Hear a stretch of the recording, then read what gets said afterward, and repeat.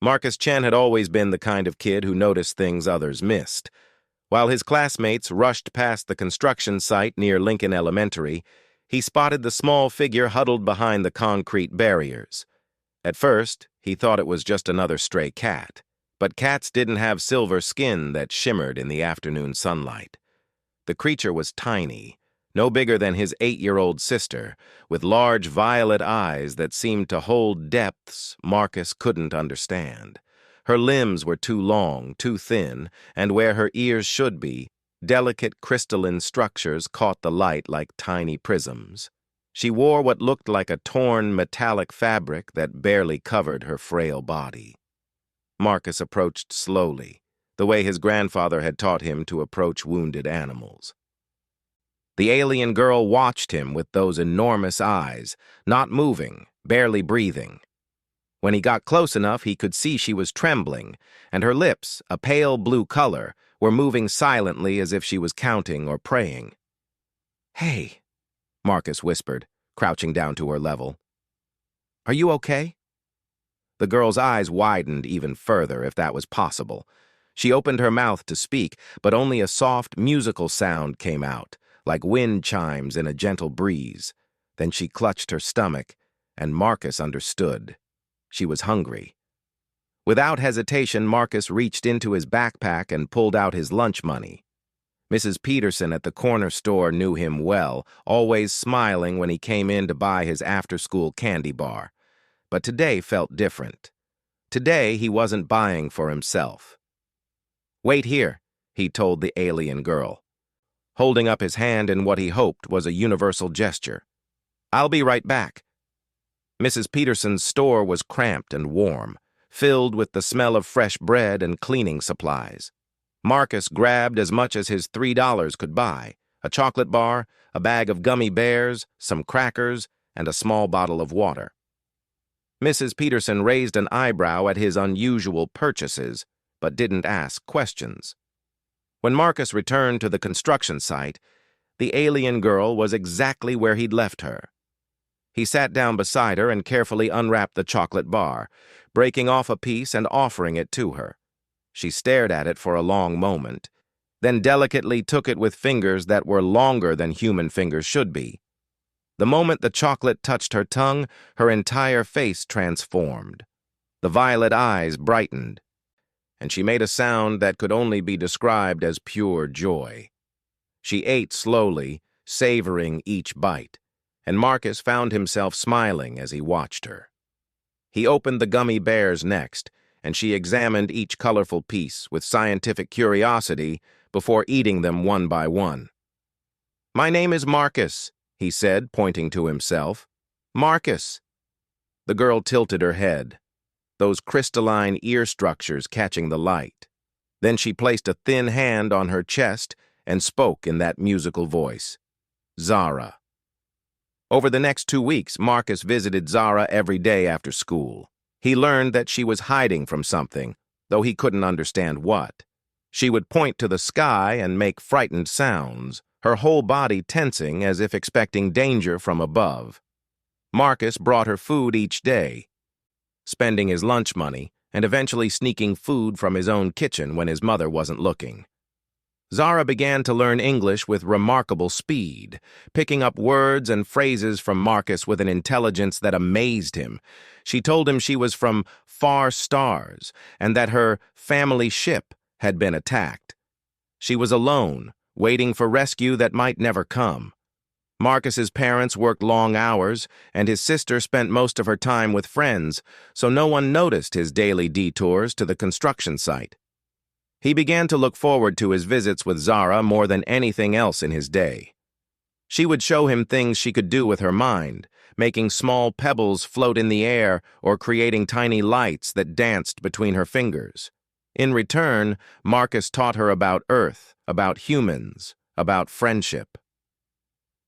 But all secrets have a way of revealing themselves.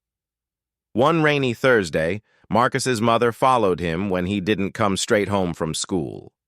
She watched from a distance as her son sat with what was clearly not a human child, sharing his sandwich and talking animatedly.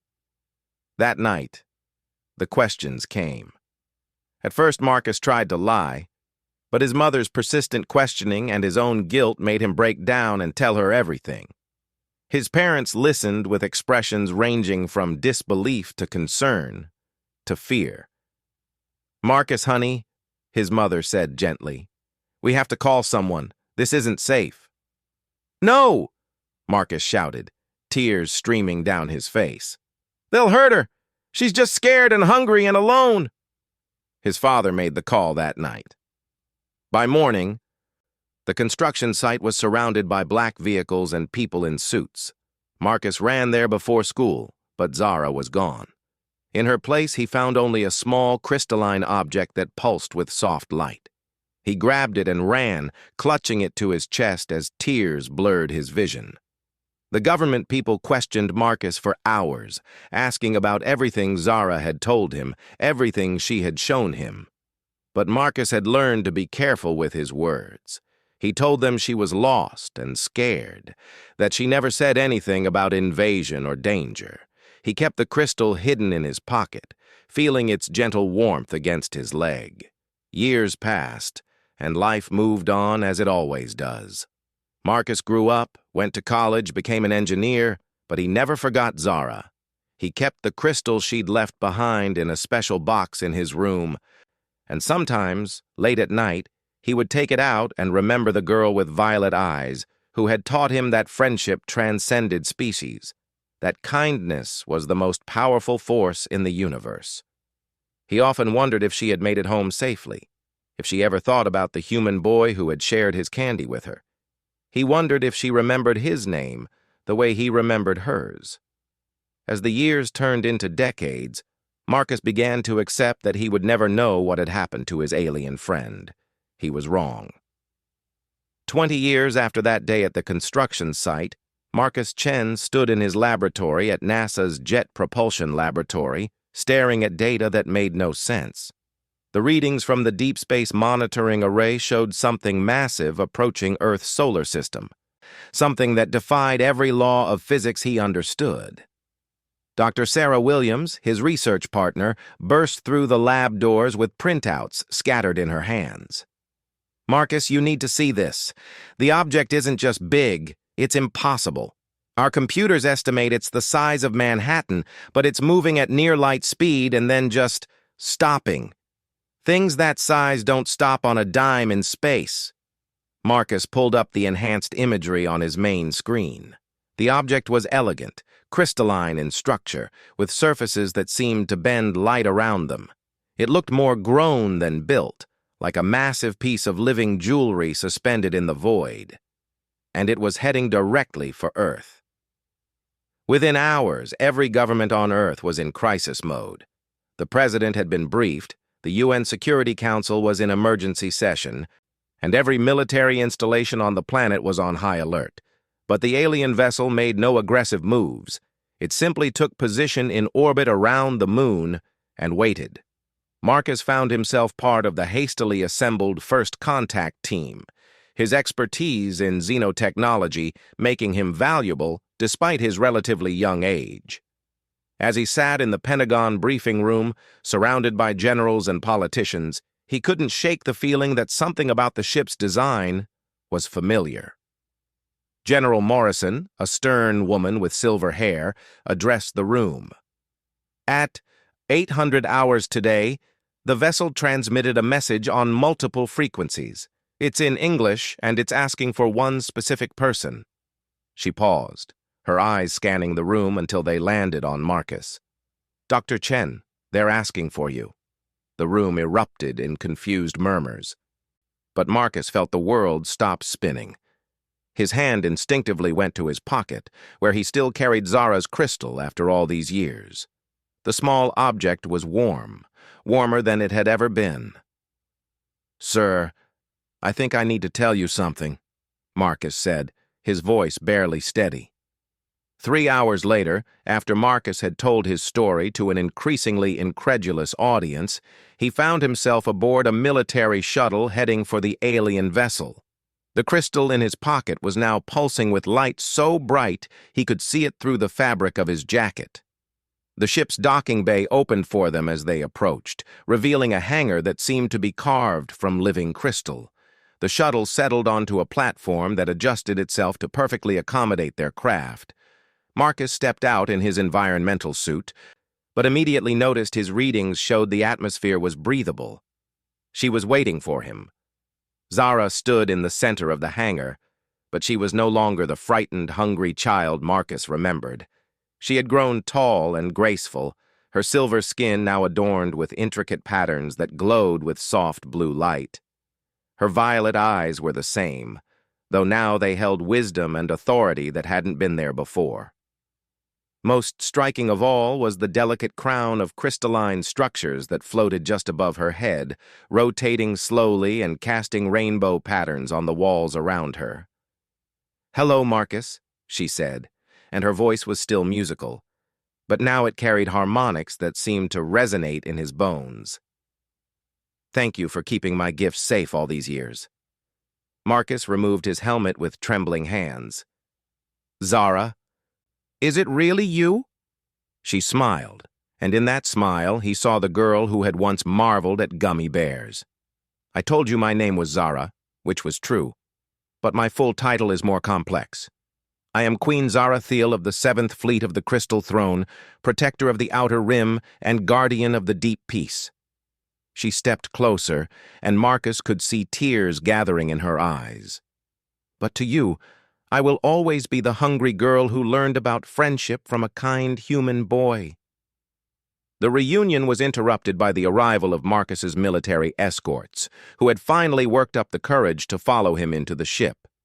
Queen Zara regarded them with polite interest, but no fear. She was clearly no longer the vulnerable child who had once hidden behind concrete barriers. "Your people are frightened," she observed. "They believe I have come as a conqueror." "Have you?" Marcus asked, though his heart told him he already knew the answer. Zara's laugh was like silver bells. "Marcus, I have come because of you, because of what you taught me 20 years ago." She gestured, and the air around them shimmered, showing holographic images of vast star maps. "My people, the Veltar, have been at war with the Drakon Empire for 3 centuries. The Drakon consume worlds, strip them bare, and move on. They were winning, Marcus. They were winning until I remembered something a human child once told me."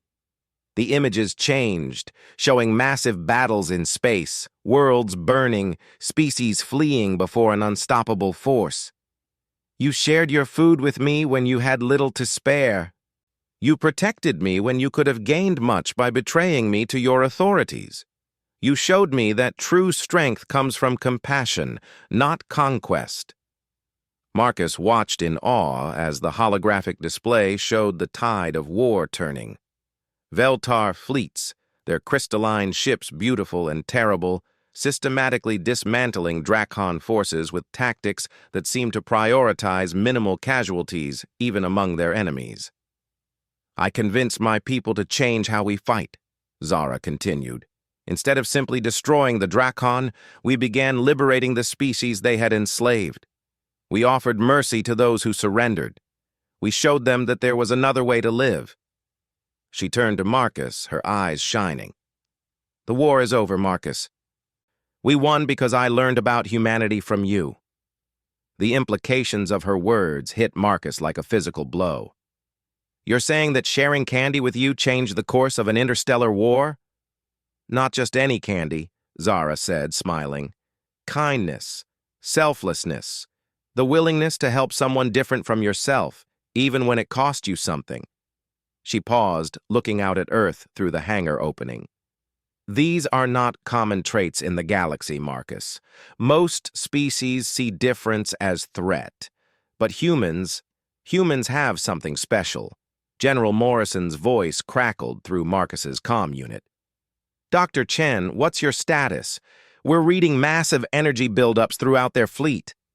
Zara heard the transmission and nodded. "Tell them not to worry. The energy buildup is for the gift I'm preparing for humanity." She touched a panel on the wall, and the entire hangar became transparent, revealing the space around Earth. What Marcus saw took his breath away. The Queen's ship wasn't alone. Hundreds of Veltar vessels surrounded Earth, but they weren't weapons platforms. They were construction ships, medical vessels, science ships. As he watched, massive structures began to materialize in space, appearing to be assembled from crystalline components that grew rather than being built. 20 years ago, you gave me food when I was hungry, Zara said softly. Today, I give your species something they've been hungry for much longer. She smiled at his confused expression. Knowledge, Marcus. Medical technology that will eliminate most diseases. Clean energy systems that will end your environmental crisis. Faster-than-light communication that will unite your scattered colonies. And most importantly, an invitation to join the galactic community as equals, not subjects. Marcus stared at the construction taking place around Earth, then back at his childhood friend who had become a queen. Zara, this is incredible. But why? I mean, I'm grateful, but sharing a chocolate bar hardly seems worth all this. Queen Zara reached out and took his hand in both of hers. Her skin was warm, and he could feel a gentle electrical tingle where she touched him. Marcus, you were 8 years old, and you had $3 to your name. You spent all of it on a stranger who didn't even look human. You risked punishment from your parents, suspicion from your neighbors, and potential danger to yourself. Her grip tightened slightly. Do you understand how rare that is? In a galaxy where most first contacts end in violence or exploitation, you offered friendship. She released his hand and stepped back, her expression becoming more formal as she addressed not just Marcus, but the comm system she knew was recording everything. Humanity has flaws, as all species do. You fight among yourselves, you can be petty and cruel and short-sighted. But you also have a capacity for growth, for change, for becoming better than you were. And most importantly, you have the ability to see past difference to recognize shared need. The Queen gestured again, and the holographic display showed new images. Human colonies on distant worlds, human ships exploring previously unknown regions of space, humans working alongside dozens of alien species in massive collaborative projects. The galactic community has been waiting for humanity for a long time, Marcus. We've been watching your species develop, wondering if you would become conquerors or partners. Your governments may make decisions based on fear and self-interest, but your people have shown us what we hope to see. She paused, looking directly into his eyes. One small act of kindness, repeated millions of times across your world in millions of different ways, has convinced the galaxy that humanity is ready to join the broader community. You didn't just feed a hungry alien child, Marcus. You helped your entire species take its next evolutionary step. The integration of humanity into galactic society was not without its challenges, but it proceeded far more smoothly than anyone had dared hope. Marcus found himself appointed as Earth's first interspecies relations coordinator, a position that required him to split his time between Earth and the massive space station that Queen Zara's people had constructed at the L4 Lagrange point. 6 months after first contact, Marcus stood in the observation deck of Haven Station, watching as human and alien children played together in the station's central garden. The sight still amazed him. Veltar younglings, their crystalline ear structures catching the artificial sunlight, chased human children through groves of bioluminescent trees. Other species had arrived as well. The tall, graceful Serenai with their feathered crests, the stocky Corvin with their rocky, mineral-based skin, and the ethereal whispers who existed partially in another dimension and appeared as shifting clouds of silver mist. "You seem thoughtful today," came a familiar musical voice behind him. Marcus turned to see Queen Zara approaching, though she looked different than she had during their dramatic reunion. Here on the station, she often chose to appear more casual, her royal regalia replaced with simple robes that shifted color with her mood. Today, they were a peaceful blue-green that reminded Marcus of Earth's oceans. "I was just thinking about how much has changed," Marcus replied. 6 months ago, humanity thought we were alone in the universe. Now my nephew is learning to speak Veltar from his alien playmates. Zara joined him at the observation window, watching the children below. Change is often frightening, but it's also necessary for growth. Your species is adapting remarkably well. Most of us are, Marcus agreed, though we've had our share of problems. It was true. While the majority of humanity had embraced the opportunities that galactic citizenship provided, there had been resistance movements, terrorist attacks on alien facilities, and political upheaval as existing power structures struggled to adapt to the new reality. Some nations had tried to claim exclusive rights to alien technology, while others had demanded that Earth withdraw from galactic society entirely. "The purists are planning another demonstration next week," Marcus continued, referring to the largest anti-alien organization on Earth. "They're claiming that accepting your help makes humanity weak, that we're becoming dependent on alien charity." Zara's robes shifted to a concerned yellow. "Are you worried they're right?" Marcus considered the question seriously. It was something that kept him awake at night, the fear that humanity was trading its independence for technological advancement. "Sometimes, I wonder if we're moving too fast, if we should have developed these capabilities on our own." "Walk with me," Zara said, gesturing toward the corridor that led deeper into the station. They moved through sections of the station that showcased the collaborative projects between humanity and the galactic community. In the medical bay, human doctors worked alongside Serenai healers to develop treatments that combined human surgical techniques with alien regenerative medicine. The result was breakthroughs in treating conditions that had plagued both species for centuries. In the engineering sections, human creativity was being combined with Corvin mineral manipulation and Veltar energy focusing to create technologies that none of the species could have developed alone. Marcus watched as a team of mixed-species engineers worked on a prototype for atmospheric processors that could terraform dead worlds in decades rather than centuries. "Do you see dependency here?" Zara asked as they watched the team's work. "Or do you see collaboration?" "Collaboration," Marcus admitted. "But the purists would say that we're being used, that you're getting as much from us as you're giving." Zara's robes shifted to an amused purple. "Marcus, we are getting as much from you as we're giving. That's what makes it fair." She stopped walking and turned to face him. "Do you remember what I told you about the war with the Drakon? How we won because you taught me about compassion and mercy?" "Yes." "That was only part of the truth," she said. "We also won because human tactical thinking is unlike anything we'd encountered. Your species' ability to find unconventional solutions to impossible problems gave us strategies the Drakon couldn't predict or counter." She gestured, and the air around them filled with tactical displays showing space battles. "Look at this engagement near the Kepler system. Our traditional approach would have been to meet their fleet head-on with superior firepower, but the human strategic advisor suggested something different." Marcus watched as the display showed Veltar ships appearing to retreat, drawing the Drakon fleet into an asteroid field.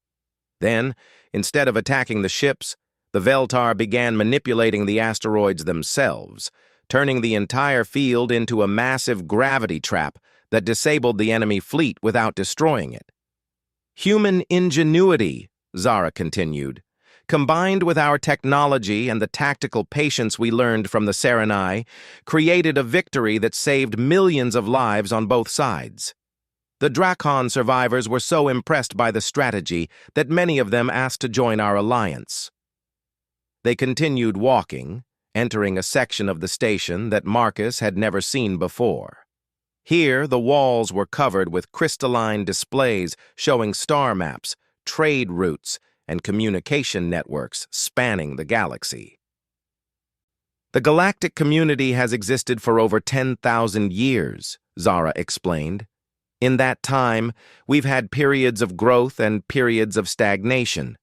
We've faced threats that nearly destroyed us, and we've achieved wonders that seemed impossible. But in recent centuries, we've been stuck. Stuck how? We'd become too comfortable, too set in our ways. Each species had found their niche, their role in the community, and we'd stopped pushing the boundaries of what was possible. The Veltar were the military specialists. The Serenai handled diplomacy. The Corvin managed resource extraction, and so on. We were efficient, but we weren't growing.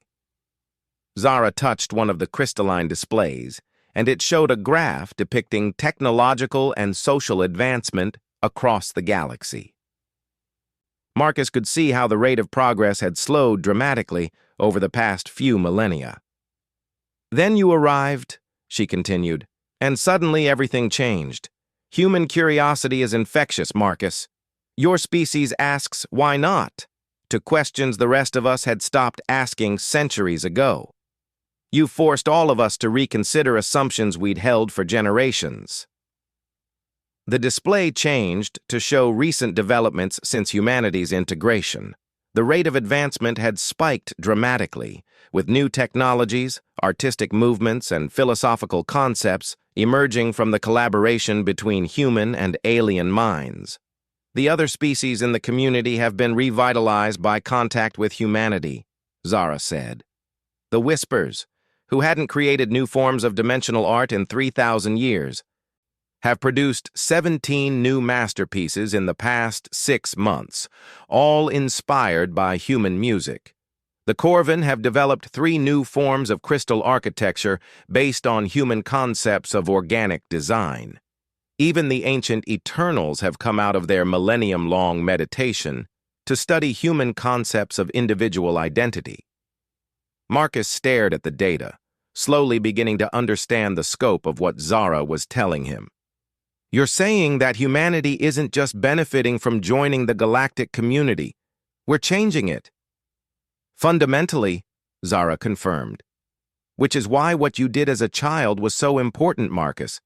It wasn't just that you showed kindness to me. It was that you showed the galaxy what humanity could offer: fresh perspectives, creative solutions, and the courage to challenge established ways of thinking. They reached the end of the corridor, which opened into a vast observation chamber that looked out over the entirety of the galactic community's local space. Hundreds of worlds were visible, connected by streams of light that represented trade routes, communication channels, and cultural exchange networks.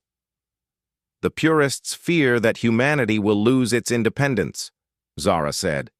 But independence isn't isolation, Marcus. True independence comes from having the strength to choose your own path, while remaining open to learning from others. Humanity is more independent now than it ever was when you were confined to one world. Marcus watched as human ships departed Earth for distant worlds, carrying not just human passengers, but representatives of a dozen different species. The reverse was also true. Alien vessels regularly arrived at Earth, their crews eager to experience human culture, art, and perspectives. There's something else I need to show you, Zara said, her robes shifting to a solemn gold. She led him to a smaller chamber, where a holographic display showed the edge of known space. The Drakon weren't the only threat out there, Marcus. Our sensors have detected something moving in the void between galaxies, something that makes the Drakon look like a minor inconvenience. The display showed vast, dark shapes moving through intergalactic space, too distant and alien for clear analysis. But their trajectory was unmistakable. They were heading for the Milky Way. Whatever's coming will arrive in approximately 50 years, Zara continued. The old galactic community, set in its ways and comfortable with known solutions, might not have been able to face such a threat. But the new community, revitalized by human innovation and creativity, we have a chance. Marcus felt a chill run down his spine. Are you saying that humanity's integration into galactic society isn't just about advancement, it's about survival? All growth is about survival in the end, Zara replied. But yes, Marcus, your species' greatest gift to the galaxy may be the fresh thinking we'll need to face whatever's coming from the dark between stars. She turned to face him, her violet eyes serious but not afraid. The 8-year-old boy who shared his candy with a hungry alien girl may have inadvertently saved not just humanity, but the entire galactic community. That small act of kindness rippled outward through space and time to change the course of history itself. Marcus looked out at the vast network of worlds and species that now worked together, sharing knowledge and resources and dreams. Somewhere in that network was Earth, no longer isolated but not diminished either. Humanity had found its place in the galaxy not by conquering or submitting, but by being itself, curious, compassionate, and always ready to help someone in need. "What happens now?" he asked. Zara smiled, her robes shifting to a hopeful silver that caught the starlight streaming through the observation windows. "Now we grow, Marcus. We learn. We create. We prepare for whatever challenges await us. And we remember that sometimes the smallest acts of kindness can change the universe." Looking out at the stars, Marcus thought about the crystal he still carried in his pocket, now just a keepsake but once a lifeline between two lonely children of different species. He thought about the hungry alien girl who had become a queen and the human boy who had become a bridge between worlds. 20 years ago, he had stolen candy to feed someone in need. Today, that choice continued to echo through the galaxy, a reminder that true strength comes not from standing alone, but from choosing to stand together.